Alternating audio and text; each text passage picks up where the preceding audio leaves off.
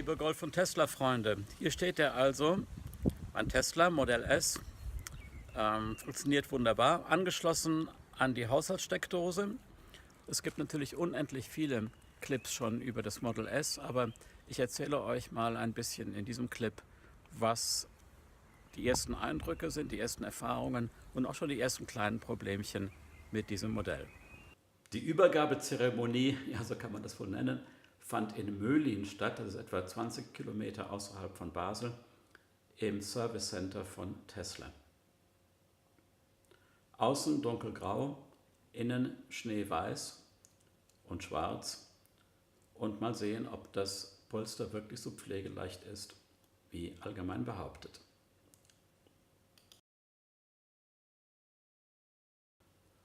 Doch, oh Schreck, als die ganzen Funktionen vorgeführt wurden, ging eine Sache nicht: das Schiebedach. Es ließ sich überhaupt nicht schließen und ging immer wieder auf. Irgend so ein Technikguru hat das aber dann sofort repariert.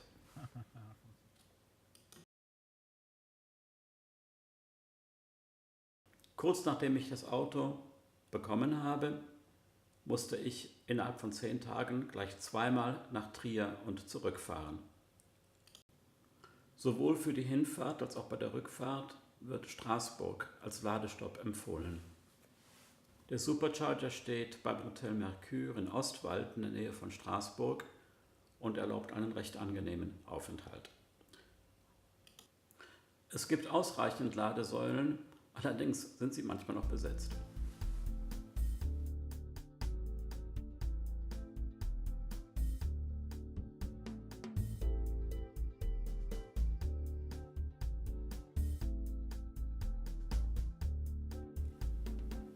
Die Kälte hat zwar schon etwas an der Reichweite genagt, aber es ging eigentlich. Und trotz der langen Strecke zwischen Straßburg und Trier kam ich mit genügend Strom dort an. Für den Rückweg habe ich dann am Supercharger in Luxemburg Strom getankt. Das ist ein sehr angenehmer Aufenthalt, auch an einem Hotel gelegen, fast so wie eine Business Class Lounge. Fand ich wirklich sehr, sehr gut.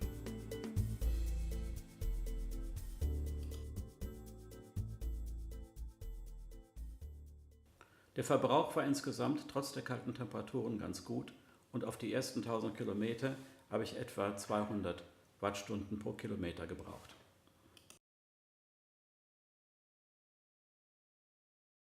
Freunde meinten, der erste Kratzer würde in der ersten Woche kommen. Und so war es dann auch. Bei einer engen Ausfahrt habe ich die Karosserie verkratzt, aber Tesla empfahl mir eine Karosseriewerkstatt in der Nähe von Basel. Die haben ein wenig gezaubert, gut die Farben gemischt und dann in Handarbeit den kleinen Schaden ausgebessert. Das waren sehr, sehr nette Leute und der Preis war auch erfreulich angenehm.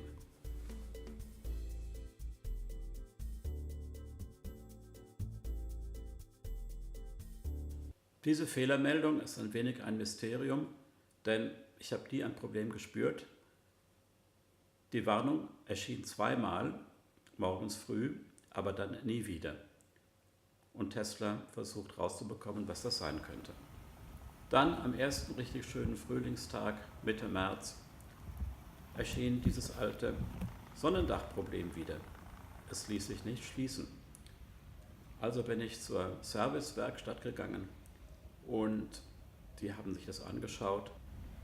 Offenbar ein noch nie dagewesenes Problem und es muss wohl ein Sensor bestellt und ausgetauscht werden.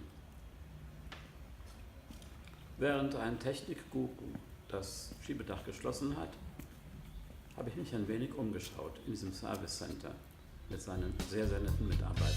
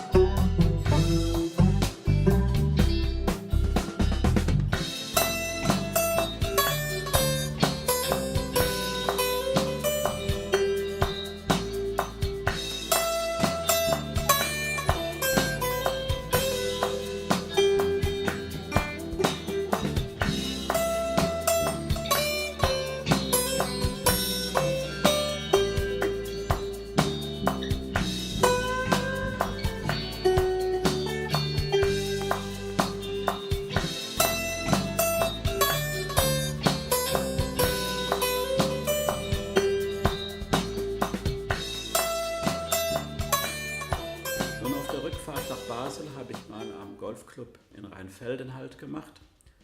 Dort gibt es unter anderem eine Driving Range, die für das allgemeine Publikum zugänglich ist. Da muss man also nicht Mitglied sein. Und das nutze ich ab und zu aus und werde in einem anderen Clip noch ein bisschen näher darüber berichten. Danke fürs Zuschauen und ich hoffe, das war ein wenig informativ. Bis zum nächsten Mal.